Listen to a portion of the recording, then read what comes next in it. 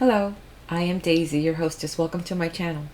In this video, we continue on with the book titled The Power of Your Subconscious Mind by Dr. Joseph Murphy.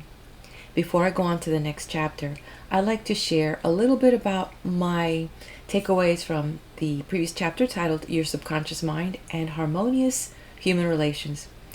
Definitely a good topic, and how it relates to the subconscious mind. I believe it allows us to literally begin to kind of create that utopia for ourselves by adjusting our way that we see other people. And Joseph Murphy reminds us in this chapter that our mind is a recording machine, just constantly taking down information. And the subconscious is just piling it all in there. It's the conscious mind that kind of allows us to focus at what we want or make all these judgments and all these things that allow us to kind of function collectively. And he makes reference in this chapter about the golden rule, which is something that I think I'd like to discuss in some other near future video for us, the golden rule. But I'm not going to go into that right now. And as I mentioned, he talks about, that judging is a human factor. And like I was just saying, it is kind of gives us a safeguard. It helps us compare, things. It helps us take care of ourselves. It helps us take what we've experienced in the past and compare it to what's unfolding before us, right? And I will quote something that he said in this chapter. He said, "The good you do for others comes back to you in like measure." We've heard that somewhere else, right? Like in the Bible, right? "And the evil you do returns to you by the law of your own mind." In a way, this chapter gives a lot of pause for thinking about that self-reflection, and that, before we go on judging others, there's still so much improvement that, we can do ourselves. So, kind of lets me just kind of zip it for myself, because there's so much room for improvement. And I don't know what someone else is going through. Why am I going to sit there and judge? I don't know what happened before. I don't know if somebody's, rushing on the highway because, somebody died in their family, or because someone's having a baby. I don't know that. I can't start, spewing, obscenities because of their type of driving. I need to just focus on my driving, practice some defensive driving and take care of my little world. I'm just bringing that up because in Florida we have a lot of road rage. You may want to consider that if you're deciding to come down here. And saying that, Dr. Joseph Murphy went on to say, we shouldn't be worried about what other people are saying or what we think they're thinking. That's on them. We need to show our own emotional maturity.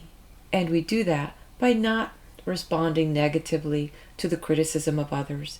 And, we all have had an opportunity, I'm sure you have, to actually stand and rise above a moment when somebody was being critical to you. I could tell you in the years that I was a deputy sheriff, and in the 2 terms that I served as mayor, I didn't make everybody happy all the time. There were criticisms, for, even if I didn't say hello to someone, because it's like, was it politically correct? Or, a decision you make, and, should you put a cell tower up, and who's the interest with that? And just a bunch of stuff that happens. But you know what? We don't know what that person and the pressures that they have going on at that particular moment. And all I can say is, and as the author said, you will never fail when you do the right thing.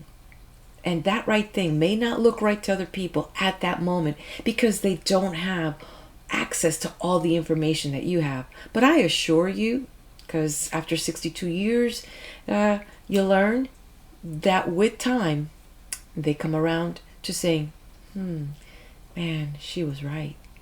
And I'm glad that she was there when she was. At the moment, they didn't see it. But hindsight, oh, what a gift it is, right? I have come to learn that, hurt people are going to hurt people. Angry people are going to find something to be angry about. And those that want to resent are going to resent. And that is their nature. And we need to rise above that and, imbue ourselves with and try to, elevate ourselves. Not that we are bringing our noses up, because there's a lot from where we are to the ideal human. We've got long ways to go. And if this is true, that we are projecting into the world what we see, then we really need to work a little harder, because all we have to do is hit the news, any major news, and all you're going to hear is about the hatred, the crimes, and the violence. So we need to project more love into the world. That's just my opinion, because we've got to change that. And to even have to have a chapter on harmonious human relations, it's almost sad. Yet we need to not only talk about it, but we need to walk the talk and find, those opportunities to step into that and reject things that are not, in par with that harmony that allows us to go to the next level as a human race. The other thing he talks about, which I thought was very good, he said, do not be a doormat. So you have all these types of people. Don't be a doormat. Stick to your values. They say that if you don't stand for something, you'll fall for everything. So if you believe that what you're doing is right and true and good, stick with it. Don't worry what the naysayers are going to say. Stick with it. And I will quote what Dr. Joseph Murphy said. All you owe any person in the world is love. And love is wishing for everyone what you wish for yourself. Health, happiness, and all the blessings life has to offer. I think that's beautiful. And with that, let's go on to the next chapter. Make sure to hit that like button and share this with your friends. The Power of Your Subconscious Mind by Dr. Joseph Murphy. Chapter 17. How to use your subconscious mind for forgiveness. Life plays no favorites. God is life, and this life principle is flowing through you this moment. God loves to express himself as harmony, peace, beauty, joy, and abundance through you. This is called the will of God, or the tendency of life. If you set up resistance in your mind to the flow of life through you, this emotional congestion will get snarled up in your subconscious mind and cause all kinds of negative conditions. God has nothing to do with unhappy or chaotic conditions in the world. All these conditions are brought about by man's negative and destructive thinking. Therefore, it is silly to blame God for your trouble or sickness. Many persons habitually set up mental resistance to the flow of life by accusing and reproaching God for the sin, sickness, and suffering of mankind. Others cast the blame on God for their pains, aches, loss of loved ones, personal tragedies, and accidents. They are angry at God, and they believe He is responsible for their misery. As long as people entertain such negative concepts about God, they will experience the automatic negative reactions from their subconscious minds. Actually, such people do not know that they are punishing themselves. They must see the truth, find release, and give up all condemnation, resentment, and anger against anyone or any power outside themselves. Otherwise, they cannot go forward into a healthy, happy, or creative activity. The minute these people entertain a God of love in their minds and hearts, and when they believe that God is their loving Father who watches over them, cares for them, guides them, sustains and strengthens them, this concept and belief about God or the life principle will be accepted by their subconscious mind, and they will find themselves blessed in countless ways. Life always forgives you. Life forgives you when you cut your finger. The subconscious intelligence within you sets about immediately to repair it. New cells build bridges over the cut. Should you take some tainted food by error, life forgives you and causes you to regurgitate it in order to preserve you. If you burn your hand, the life principle reduces the edema and congestion and gives you new skin, tissues, and cells. Life holds no grudges against you, and it is always forgiving you. Life brings you back to health, vitality, harmony, and peace if you cooperate by thinking in harmony with nature. Negative, hurtful memories, bitterness, and ill will clutter up and impede the free flow of the life principle in you. How he banished that feeling of guilt. I knew a man who worked every night until about 1 o'clock in the morning. He paid no attention to his 2 boys or his wife. He was always too busy working hard. He thought people should pat him on the back because he was working so arduously and persistently past midnight every night. He had a blood pressure of over 200 and was full of guilt. Unconsciously, he proceeded to punish himself by hard work, and he completely ignored his children. A normal man does not do that. He is interested in his boys and in their development. He does not shut his wife out of his world. I explained to him why he was working so arduously. There is something eating you inside. Otherwise, you would not act this way. You are punishing yourself, and you have to learn to forgive yourself. He did have a deep sense of guilt. It was toward a brother. I explained to him that God was not punishing him, but that he was punishing himself. For example, if you misuse the laws of life, you will suffer accordingly. If you put your hand on a naked charged wire, you will get burned. The forces of nature are not evil. It is your use of them that determines whether they have a good or evil effect. Electricity is not evil. It depends on how you use it, whether to burn down a structure or light up a home. The only sin is ignorance of the law, and the only punishment is the automatic reaction of man's misuse of the law. If you misuse the principle of chemistry, you may blow up the office or the factory. If you strike your hand on a board, you may cause your hand to bleed. The board is not for that purpose. Its purpose may be to lean upon or to support your feet. This man realized that God does not condemn or punish anyone, and that all his suffering was due to the reaction of his subconscious mind to his own negative and destructive thinking. He had cheated his brother at one time, and the brother had now passed on. Still, he was full of remorse and guilt. I asked him, "Would you cheat your brother now?" He said no. "Did you feel you were justified at the time?" His reply was yes. "But you would not do it now?" He added, "No, I'm helping others to know how to live." I added the following comment: "You have a greater reason and understanding now. Forgiveness is to forgive yourself. Forgiveness is getting your thoughts in line with the divine law of harmony. Self-condemnation is called hell, bondage and restriction. Forgiveness is called heaven, harmony and peace." The burden of guilt and self-condemnation was lifted from his mind, and he had a complete healing. The doctor tested his blood pressure, and it had become normal. The explanation was the cure. A murderer learned to forgive himself.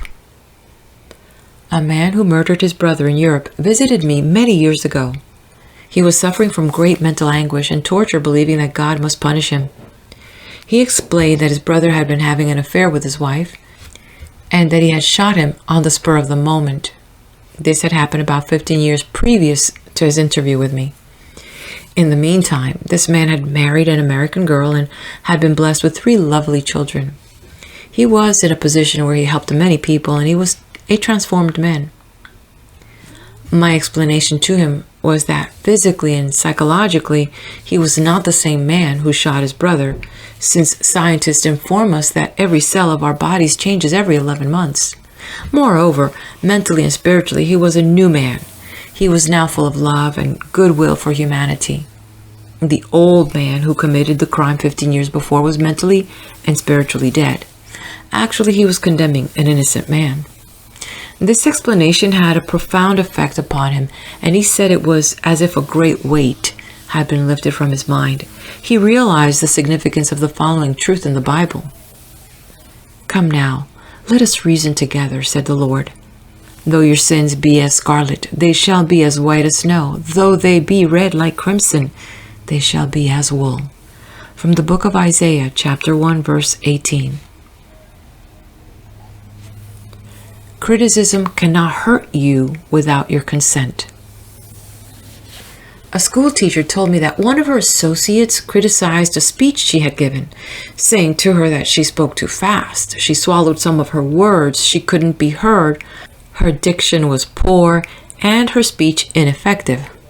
This teacher was furious and full of resentment toward her critic. She admitted to me that the criticism were just. Her first reaction was really childish, and she agreed that the letter was really a blessing and a marvelous corrective. She proceeded immediately to supplement her deficiencies in her speech by enrolling in a course in public speaking at City College. She wrote and thanked the writer of the note for her interest, expressing appreciation for her conclusions and findings, which enabled the teacher to correct the matter at once. How to be compassionate. Suppose none of the things mentioned in the letter had been true of the teacher. The latter would have realized that her class material had upset the prejudices, superstitions, or narrow sectarian beliefs of the writer of the note, and that a psychologically ill person was simply pouring forth her resentment because a psychological boil had been hurt. To understand this fact is to be compassionate. The next logical step would be to pray for the other person's peace, harmony, and understanding. You cannot be hurt when you know that you are master of your thoughts, reactions, and emotions. Emotions follow thoughts, and you have the power to reject all thoughts which may disturb or upset you. Left at the altar. Some years ago, I visited a church to perform a marriage ceremony.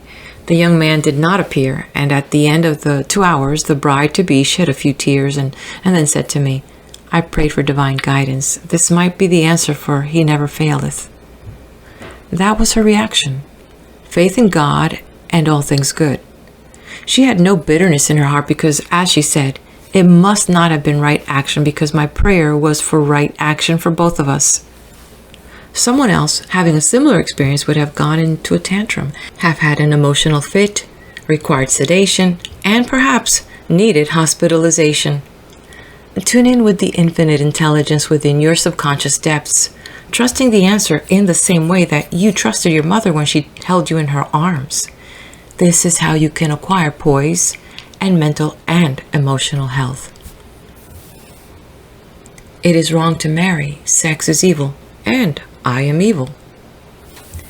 Some time ago, I talked to a young lady aged 22. She was taught that it was a sin to dance, to play cards, to swim, and to go out with men. She was threatened by her mother, who told her she would burn eternally in hellfire if she disobeyed her and her religious teachings. This girl wore a black dress and black stockings. She wore no rouge, lipstick, or any form of makeup because her mother said that these things were sinful. Her mother told her that all men were evil and that sex was of the devil and simply diabolic debauchery. This girl had to learn how to forgive herself as she was full of guilt. To forgive means to give for. She had to give up all these false beliefs for the truths of life and a new estimate of herself. When she went out with young men in the office where she worked, she had a deep sense of guilt and thought that God would punish her. Several eligible young men proposed to her, but she said to me, "It is wrong to marry. Sex is evil and I am evil." This was her conscience or early conditioning speaking. She came to me once weekly for about 10 weeks, and I taught her the workings of the conscious and subconscious mind as set forth in this book. This young girl gradually came to see that she had been completely brainwashed, mesmerized, and conditioned by an ignorant, superstitious, bigoted, and frustrated mother. She broke away completely from her family and started to live a wonderful life. At my suggestion, she dressed up and had her hair attended to. She took lessons in dancing from a man, and she also took driving lessons. She learned to swim, played cards, and had a number of dates. She began to love life. She prayed for a divine companion by claiming that infinite spirit would attract to her a man who harmonized with her thoroughly. Eventually, this came to pass. As she left my office one evening, there was a man waiting to see me, and I casually introduced them. They are now married and harmonize with each other perfectly. Forgiveness is necessary for healing. And when ye stand praying, forgive if ye have aught against any. From the book of Mark, chapter 11, verse 25. Forgiveness of others is essential to mental peace and radiant health. You must forgive everyone who has ever hurt you if you want perfect health and happiness. Forgive yourself by getting your thoughts in harmony with divine law and order. you cannot really forgive yourself completely until you have forgiven others first. To refuse to forgive yourself is nothing more or less than spiritual pride or ignorance. In the psychosomatic field of medicine today, it is being constantly stressed that resentment, condemnation of others, remorse, and hostility are behind a host of maladies ranging from arthritis to cardiac disease. They point out that these sick people who were hurt, mistreated, deceived, or injured were full of resentment and hatred for those who hurt them. This caused inflamed and festering wounds in their subconscious minds. There is only one remedy. They have to cut out and discard their hurts, and the one and only sure way is by forgiveness. Forgiveness is love in action. The essential ingredient in the art of forgiveness is the willingness to forgive. If you sincerely desire to forgive the other, you are 51% over the hurdle. I feel sure you know that to forgive the other does not necessarily mean that you like him or want to associate with him. You cannot be compelled to like someone. Neither can a government legislate goodwill, love, peace, or tolerance. It is quite impossible to like people because someone in Washington issues an edict to that effect. We can, however, love people without liking them. The Bible says, "Love ye one another." This anyone can do who really wants to do it. Love means that you wish for the other health, happiness, peace, joy, and all the blessings of life. There's only one prerequisite, and that is sincerity. You are not being magnanimous when you forgive. You are really being selfish because what you wish for the other, you are actually wishing for yourself. The reason is that you are thinking it and you are feeling it. As you think and feel, so are you. Could anything be simpler than that? Technique of forgiveness. The following is a simple method which works wonders in your life as you practice it. Quiet your mind, relax, and let go. Think of God and His love for you, and then affirm, "I fully and freely forgive." Mention the name of the offender. "I release him mentally and spiritually. I completely forgive everything connected with the matter in question. I am free, and he, she is free." It is a marvelous feeling. It is my day of general amnesty. I release anybody and everybody who has ever hurt me, and I wish for each and everyone health, happiness, peace, and all the blessings of life. I do this freely, joyously, and lovingly, and whenever I think of the person or persons who hurt me, I say, "I have released you, and all the blessings of life are yours. I am free, and you are free." It is wonderful. The great secret of true forgiveness is that once you have forgiven the person, it is unnecessary to repeat the prayer. Whenever the person comes to your mind or the particular hurt happens to enter your mind, wish the delinquent well and say, "Peace be to you." Do this as often as the thought enters your mind. You will find that after a few days, the thought of the person or experience will return less and less often until it fades into nothingness. The acid test for forgiveness. There is an acid test for gold. There is also an acid test for forgiveness. If I should tell you something wonderful about someone who has wronged you, cheated you, or defrauded you, and you sizzled at hearing the good news about this person, the roots of hatred would still be in your subconscious mind, playing havoc with you. Let us suppose you had a painful abscess on your jaw a year ago, and you told me about it. I would casually ask you if you had any pain now. You would automatically say, "Of course not. I have a memory of it, but no pain." That is the whole story. You may have a memory of the incident, but no sting or hurt anymore. This is the acid test, and you must meet it psychologically and spiritually. Otherwise, you're simply deceiving yourself and not practicing the true art of forgiveness. To understand all is to forgive all. When man understands the creative law of his mind, he ceases to blame other people and conditions for making or marring his life. He knows that his own thoughts and feelings create his destiny.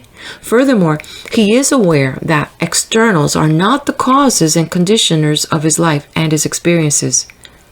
To think that others can mar your happiness, that you are the football of a cruel fate, that you must oppose and fight others for a living, all these and others like them are unattainable when you understand that thoughts are things. The Bible says the same thing. For as a man thinketh in his heart, so is he.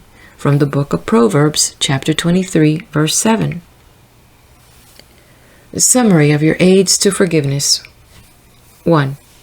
God or life is no respecter of persons. Life plays no favorites.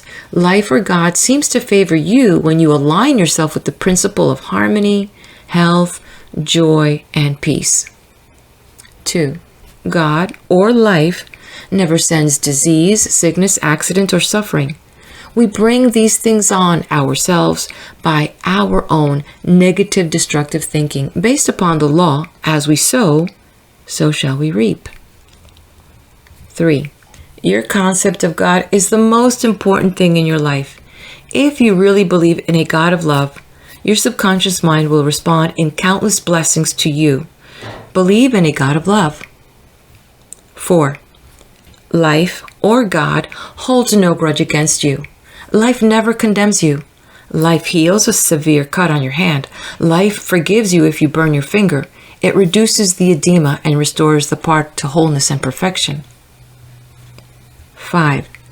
Your guilt complex is a false concept of God and life.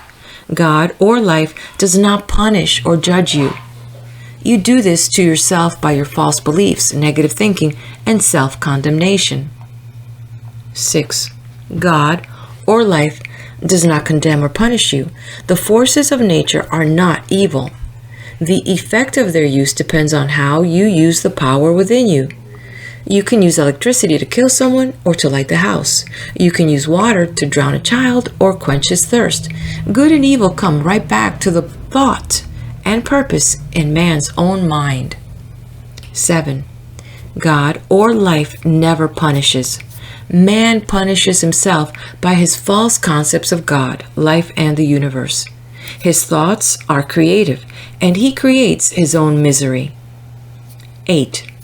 If another criticizes you and these faults are within you, rejoice, give thanks, and appreciate the comments. This gives you the opportunity to correct the particular fault. 9. You cannot be hurt by criticism when you know that you are master of your thoughts, reactions, and emotions. This gives you the opportunity to pray and bless the other, thereby blessing yourself. 10.